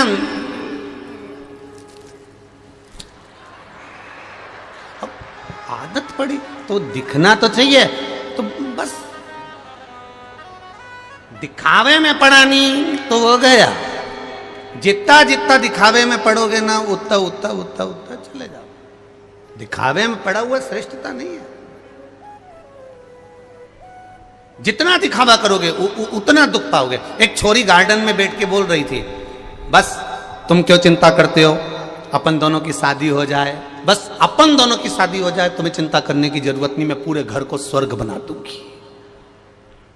अब ये घर को स्वर्ग बनाने चली और घर में रहने वालों को स्वर्गवासी।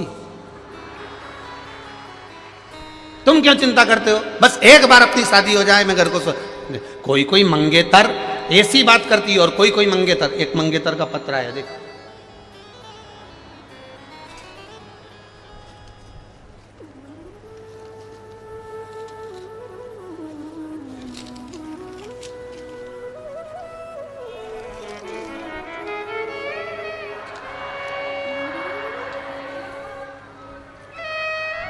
मैं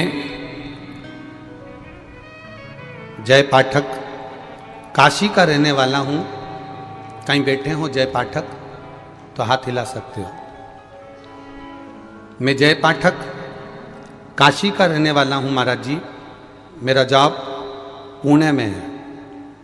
मेरा मोबाइल नंबर ये है, आप लोग भी पत्र को टीवी पर पढ़ सकते हो।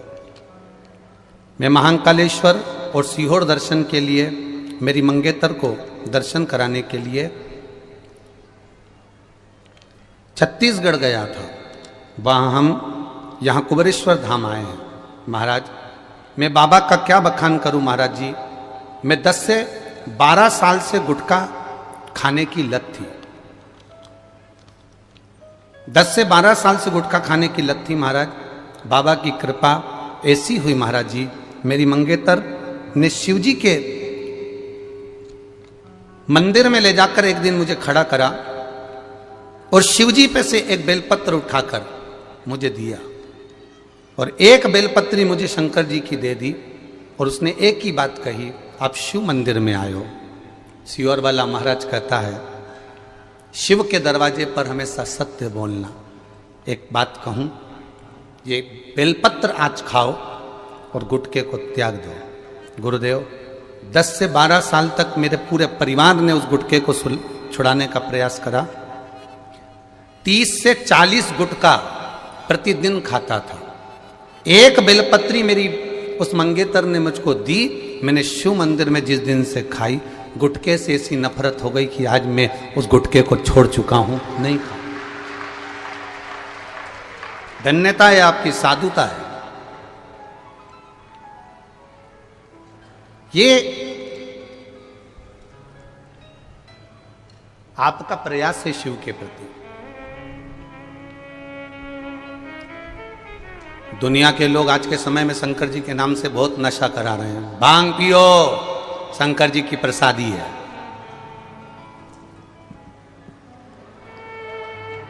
लगाओ दम और मिटाओ गम, शिव जी की प्रसादी।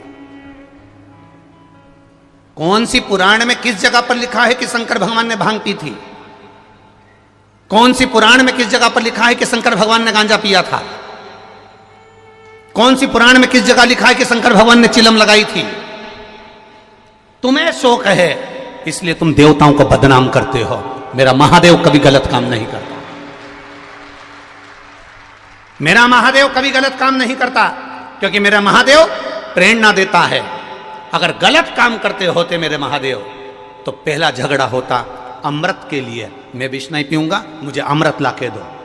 पर विष पी गया कि मैं क्रोध नहीं चाहिए, झगड़ा नहीं चाहिए। क्या करूंगा उससे? अमृत का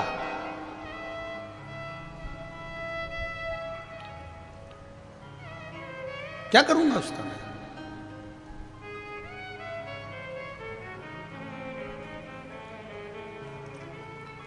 एक घर में इकट्ठे रहने से परिवार नहीं होता। जी सुन लो री, जहां जहां से आई हो, और जी जाओ तुम भी। एक घर में इकट्ठे रहने से परिवार नहीं होता। एक साथ रह रहे हो, इकट्ठे रह रहे हो, एक जगह पर खाना बन रहा है, एक जगह पर भोजन बन रहा है, और सबसे कहते फिर रहे हो हम 5 भाई का परिवार एक साथ रहता है, 6 भाई का परिवार एक साथ रहता है, 4 भाई का परिवार एक साथ रहता है, 3 भाई का परिवार एक साथ रहता है, 2 भाई का परिवार एक साथ रहता है। ये तुम दुनिया भर में कहते फिर रहे हो। एक साथ रहने से परिवार नहीं होता। परिवार की प्रधानता होती है कि परिवार में कोई दुखी तो नहीं है, किसी को कष्ट तो नहीं है, जो आपको अपने दिल की बात बता दे, वो परिवार होता है। एक जगह एक रसोई घर से खाना खाने से परिवार नहीं होता। अपने दिल की बात बता देने से, अपने गम को बता देने से, अपने एक श्रेष्ठ भाव को तुम्हारे सामने प्रकट कर देने पर, उसके दिल की बात को तुम समझ जाओ, उसके हृदय की बात को तुम समझ जाओ, उसके चित्त बात को तुम समझ जाओ, तो समझो कि परिवार में रह रहे हो। और मालूम पड़े एक जगह रोटी बन रही है, सब अपना अपना कमरा में खाया पिया, दुकान धंधे पानी पे गए, रात को बैठ गए, खाया पिया चल दिया। इसको परिवार नहीं कहते। परिवार में इसका चेहरा क्यों उतरा है? माँ आज तू दुखी क्यों है? पिता आज तेरे मन में क्या बात चल रही है? ये छोटे भाई के बच्चे को क्या हुआ? बड़े भाई के बच्चे को क्या हुआ? इसको क्या हुआ? ये परिवार है जिसमें एक दूसरे के प्रति समर्पण का भाव है, एक दूसरे के प्रति दर्द जागृत हो, एक दूसरे के प्रति प्रसन्नता का भाव जागृत हो, उसको परिवार कहते हैं। खाना एक जगह बन रहा है, हम 5 भाई का परिवार, 6 भाई का परिवार एक जगह रह रहे हैं, पर इनसे पूछो तो एक गंगा जा रही, एक यमुना जा रही। बस खाना एक जगह बन रहा है, बाकी की खा भी एक जैसा नहीं रही है। इसका पति खाने आया तो जगदम्बा उतर के नीचे आई, फिर उसने परोसगारी करी, उसने बनाया। उसका पति आया तो जगदम्बा उसकी आई चंद्रघंटा, उसने खिलाया। फिर आ गई कुसमांडा, फिर स्कंदा, फिर उसके बच्चे आए तो उसने दूध भर कर दिया, उसके बच्चे आए तो उसने चाय बना कर दी, उसके बच्चे आए तो उसने बॉर्नविटा बना कर दिया। ये कहां की रीति है? 5 एक रसोई घर में मिलती, जी जी ला मैं थाली लगा दूं, जी जी ला मैं ये सामान कर दूं। उसको परिवार कहते हैं। दिन भर गप्पो जैसा मुंह बना के फिरे और कहें परिवार परिवार परिवार में दे, इसको परिवार नहीं कहते। प्रसन्नता जिस परिवार में होती है उसकी परिवार की उन्नति परमात्मा स्वयं करता है, स्वयं।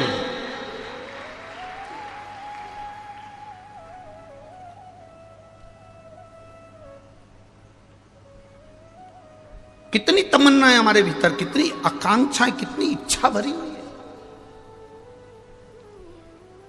कितनी इच्छा।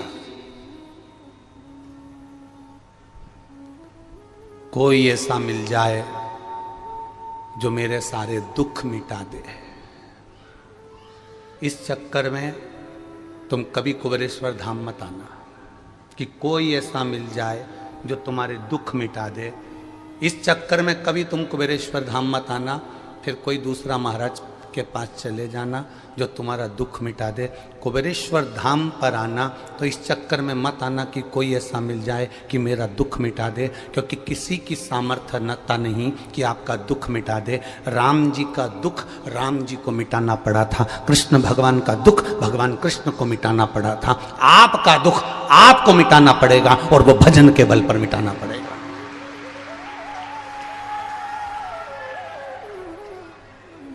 इस चक्कर में मत आना कि आपका दुख सीहोर वाला महाराज काट देगा। ना ना ना ना, पहले भी कहा, आज फिर कर रहे हैं, तुम्हारे दुख को तुम्हें काटना है। कुछ चीजें ऐसी होती हैं जो व्यक्ति को खुद करना पड़ती है। पहली छींक, तुम्हें छींक आ रही है और तुम पड़ोसन से कहते छींक ले, तुम्हारी छींक पड़ोसन छींक लेगी क्या? जम के बोलो जरा। नहीं, तुम्हें खांसी चल रही है, अब जैसे हमको चली अभी थोड़ी देर में, हम तुमसे कहते हैं ए हरी साड़ी वाली जी खांस ले, अब हमारी खांसी तुम खांस लोगी क्या? बोलते जाओ जरा। नहीं, सिर तुम्हारा दुख रहा है और दवाई तुम अपने पति को खिला दो और सोचो कि तुम्हारा सिर अच्छा हो जाएगा क्या? नहीं, दवाई भी तुम्हारी तुमको खाना पड़ेगी, छींकना भी तुम्हारा तुमको पड़ेगा, खांसना भी तुम्हारा तुमको पड़ेगा, भोजन भी तुम्हारा तुमको करना पड़ेगा। उसी तरह दुख भी तुम्हारा तुमको काटना पड़ेगा, कोई दूसरा नहीं काट सकता। पर हम भ्रांतियों में जी रहे हैं। कोई ऐसा बाबा मिल जाए, कोई ऐसा महाराज मिल जाए जो हमारा दुख काट दे, तो महाराज का तो खुद नहीं कट रहा, वो तुम्हारा खाक काटेगा। अपना दुख अपने को काटना, काय से कटेगा? तो तुलसी बाबा ने लिख दिया, कलयुग केवल नामधारा, श्री शिवाय नमस्तुभ्यम। हमने बुरा कर्म करा है तो उसको काटना हमको पड़ेगा। पूर्व में हम करके आए हैं तो हमको भोगना पड़ेगा। उस भोगते समय पर दुख आया है तो थोड़ा भगवत भजन में लग जाओ। राम जी ने एक काम सबसे प्रबल करा, जब उनको वनवास मिला, राम जी को 14 वर्ष का वनवास मिला, मेरे राम जी महाराज कहीं नहीं गए। आज के व्यक्ति की अगर 2 बार दुकान बंद हो जाए तो वो कहीं ना कहीं जाके पूछ लेता है कि ये बताओ, हमारी इतने दिन से हम दुकान चला रहे हैं, हमारी दुकान क्यों नहीं चल रही? इतने में किसी ने कह दिया कि तेरे ही घर के लोगों ने करा है। अब बस यही दिमाग दौड़ता रहा कि मेरे को बुरा किसने करा होगा। समझ में आ गया, 3 दिन पहले मायके गई थी मेरी जेठानी, वो कुछ करवा के आई है। इतना अच्छा परिवार था, शंका में पढ़ पढ़ के सब नष्ट हो गया। राम जी को 14 वर्ष का वनवास मिला, राम जी किसी के पास नहीं गए। भगवान कृष्ण को ब्रज छोड़कर मथुरा जाना पड़ा, मथुरा छोड़कर भगवान कृष्ण को द्वारका जाना पड़ा। भगवान कृष्ण किसी के पास नहीं गए। भगवान कृष्ण और राम जानते थे कि हमारे कर्मों को हमें स्वयं काटना है। राम जी अयोध्या से चले तो जहाँ जहाँ रुकते थे शिवलिंग का निर्माण करते थे, पार्थिव शिवलिंग बनाते थे, पूजन करते थे, चलते जाते थे, फिर पूजन करते थे, चलते जाते थे। राम पथगमन भारत सरकार ने बनाया है। कभी मौका मिले तो उस राम पथगमन पर गाड़ी लेकर निकलना। आजकल तो ट्रेन भी चलने लगी राम पथगमन पर, गाड़ियां भी।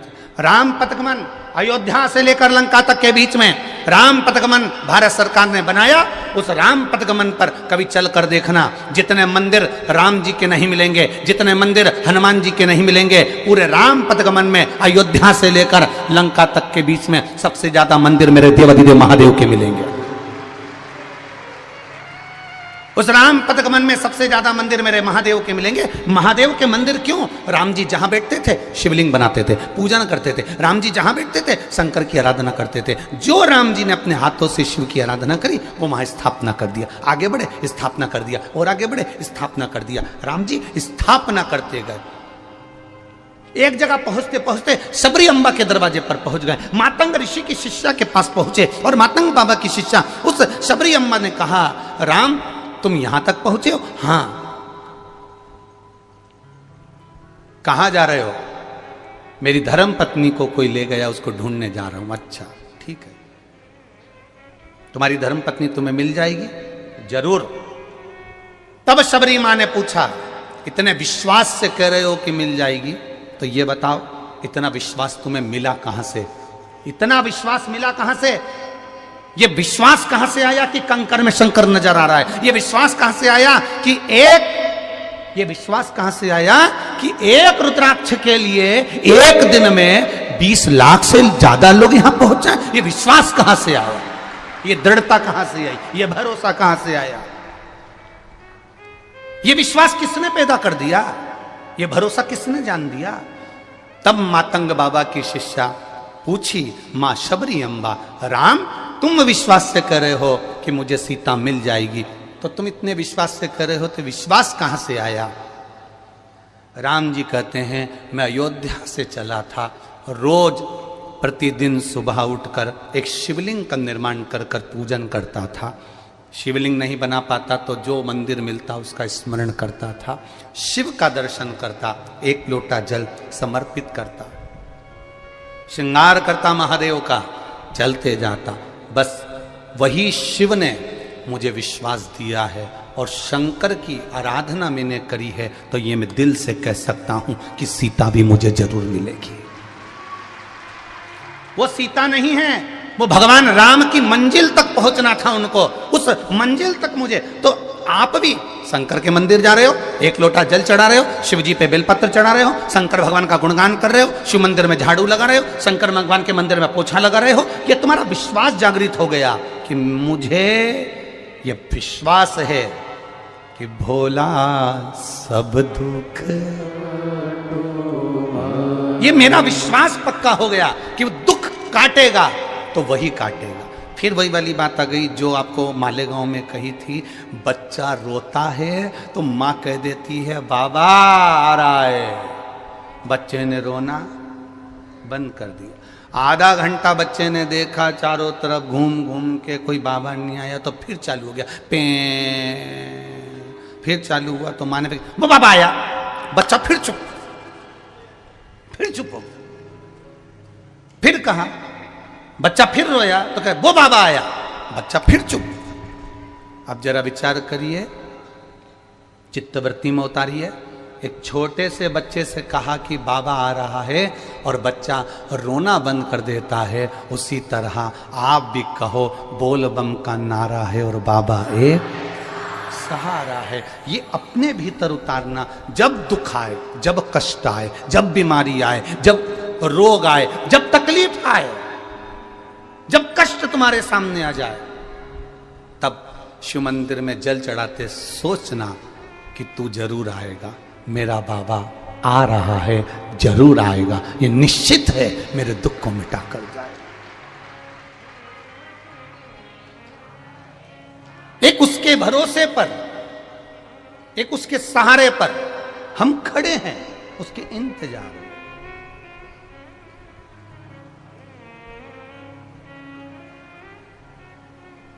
उसको पुकारो।